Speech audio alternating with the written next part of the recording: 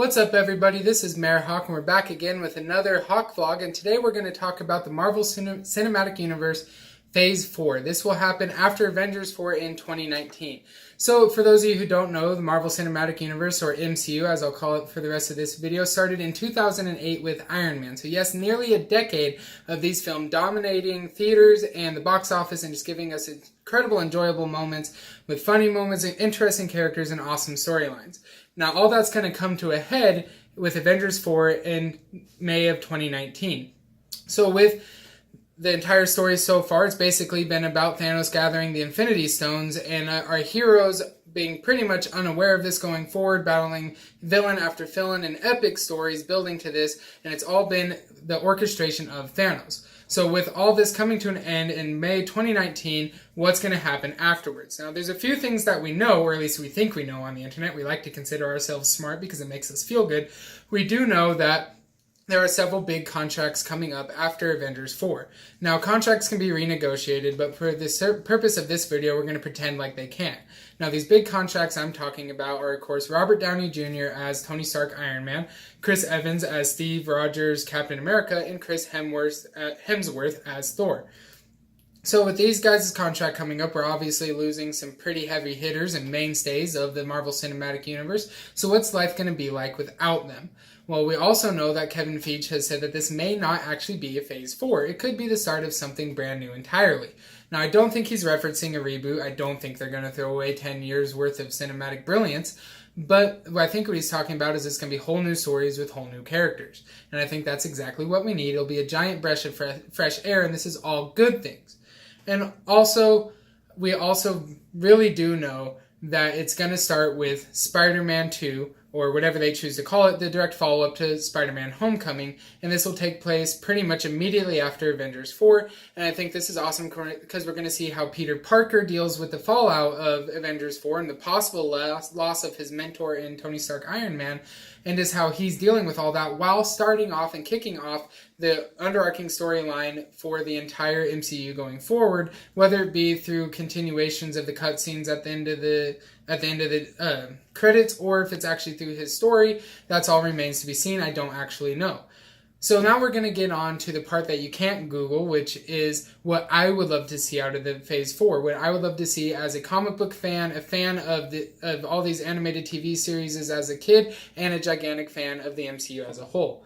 So first and foremost, what I'd like to see, and I've referenced this already a little bit, is please don't let this be a true reboot. I don't want to throw away this universe I've grown fond of for the past 10 years. Now, I don't think they're going to, with the fact that it's starting off with a sequel, and they'll most likely continue the storylines of Doctor Strange and a Doctor Strange sequel, and Black Panther, and a new Guardians group has been hinted on greatly online with saying that Volume 3 will wrap up Guardians of the Galaxy.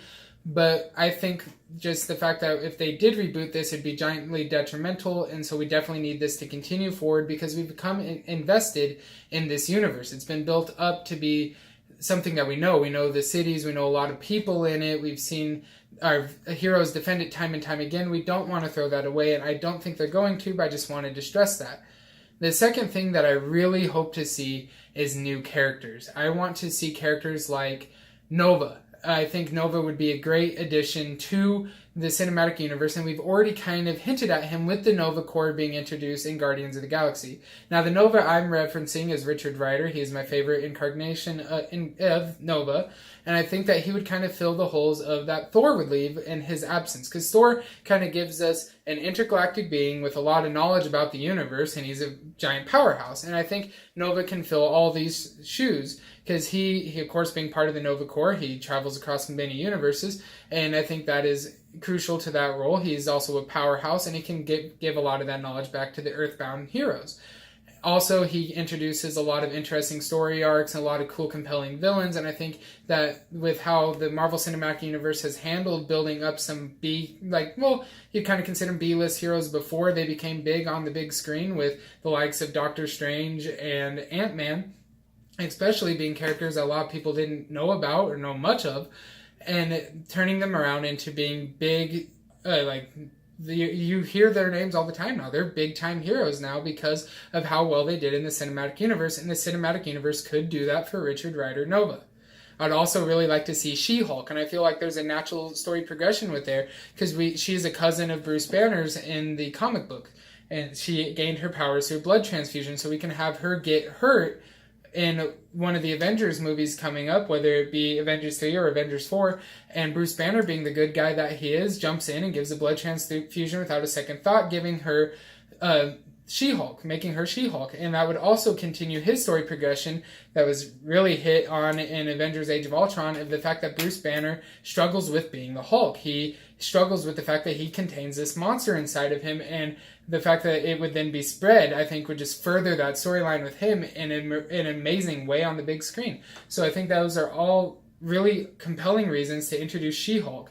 Now, she herself is an amazing character. She keeps her intelligence while she has her super strength and her immunity to harm and super speed, or at least very enhanced speed that the Hulk has. She's pretty much as strong as him, and just really compelling as a character, and would also give us yet another strong female character that the MCU kind of needs, especially in the wake of how successful the DCEU was with Wonder Woman.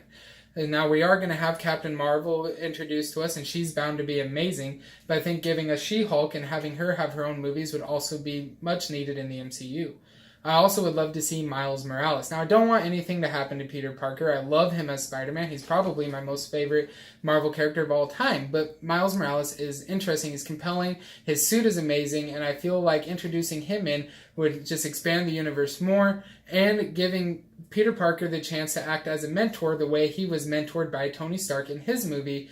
And so I feel like introducing Miles Morales in either the Spider-Man sequel or at some point after that, you could introduce him in the Spider-Man sequel as just Miles Morales, not as Spider-Man yet, and then make him Spider-Man down the line and have Peter Parker mentor him, and I think those would be great stories. Next, I would love to see a more down-to-earth human main villain for the Marvel Cinematic Universe, in contrast to Thanos in many regards, because Thanos is the Mad Titan. He's this giant intergalactic mega power, plus he's chasing the Infinity Stones, and with those, he's literally going to be unstoppable. And so in the wake of a villain like that, a villain that powerful on such a grand scale, how do you follow up with that? And I think you follow that up by not trying to go on a grander scale, but in many ways going with his opposite. Going with an Earthling, somebody from Earth who manipulates people, wields power in the public eye of having the public love him, who seemingly does all these great things publicly, but does all these horrible things behind the scenes and orchestrates a giant criminal underground. And I'm, of course, referencing Kingpin. I love the Kingpin in the comics. He's a great Spider-Man villain. And yes, we've already seen the Kingpin in that bad Daredevil movie that Ben Affleck wants us all to forget about. But I think we could reuse him in the MCU, and fans would be okay with it and actually welcome it, give him a chance to really shine as a villain the way he deserves to, and it would just be great for all of us. I feel like he would give us very compelling storylines, especially if you introduce more teams to the Marvel Cinematic Universe, something else I'd like to see, if you could introduce the team of the Illuminati. Now, yes, we are missing some of the big characters from the MCU that make up the Illuminati, like Charles Xavier and Beast, but I think we could still introduce them as a concept of this group of heroes operating behind the scenes, sometimes doing some questionable things that they don't want the public to know about. While in contrast, we have Kingpin, who in the public eye is beloved, just like all these heroes of the Illuminati, but behind the scenes is solely doing evil things, super evil things. And then the great storylines that you could have of Peter Parker discovering both of these. You like Peter Parker discovering the Illuminati, feeling betrayed by the heroes that he looked up to for his entire life, and just how that is handled, while also trying to take down the Kingpin, and the fact that Kingpin is so massively popular in the public eye, and how that kind of turns the public against Spider-Man. And so I think that that would be just incredible storytelling, and the MCU could pull it off masterfully. So those are all the things that I would love to see. And a quick note to all you guys, I have no insider knowledge whatsoever into the inner workings of the MCU, so this is purely my speculation and what I'd love to see as a fan. If you guys enjoyed this video at all, please drop a like and subscribe. Follow us on Twitter at HawkVlog1, where you can follow up this conversation with me further. Also, let me know what you'd like to see me talk about in future Hawk vlogs. I'm trying to make this a weekly thing in the comments down below. This is MayorHawk, and I'll see you guys next time.